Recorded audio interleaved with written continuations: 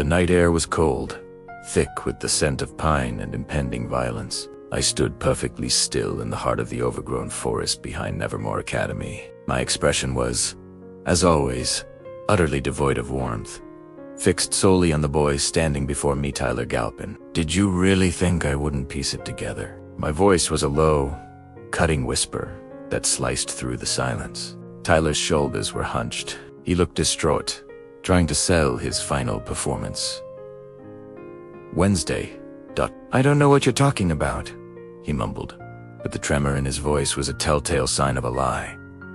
It was pathetic, really. He took a slow, deliberate step forward, closing the distance. You committed all the murders. You are the Hyde, but your biggest mistake was trying to perform the role of someone who actually liked me.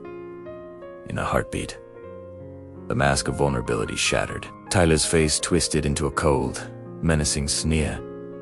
It was the laugh of a predator, sharp and empty, a sound I found more irritating than frightening. You're too stubborn for your own good, Wednesday, Tyler scoffed, his voice dripping with condescension, and not clever enough to realize there's always someone pulling the strings.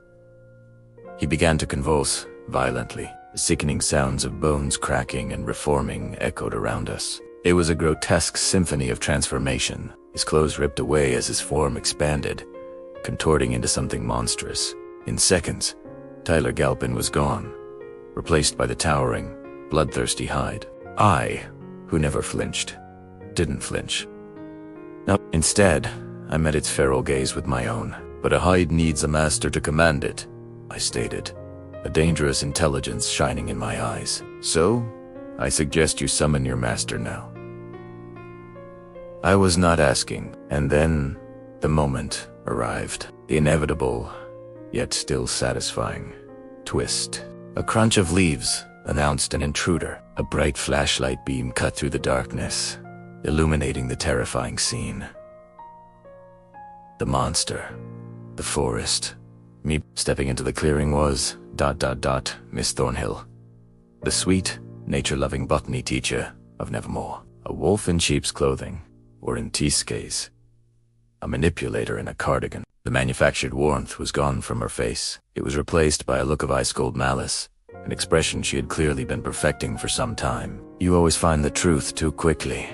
Wednesday, Miss Thornhill said, holding a vial in her hand. It was the key, the chemical leash for her pet. The Addams family stands in the way of my retribution, and now you will pay the final price. She gestured to the Hyde, a queen commanding her pawn. My expression finally shifted not in fear, but in profound realization. The greatest threat to Nevermore had not come from the outside world, but from within, disguised as a friendly face. The banality of it all was almost disappointing. A scorned relative, a botanical-themed revenge plot. How pedestrian. Still, she had to be dealt with, and her monster. This night was about to become significantly more interesting.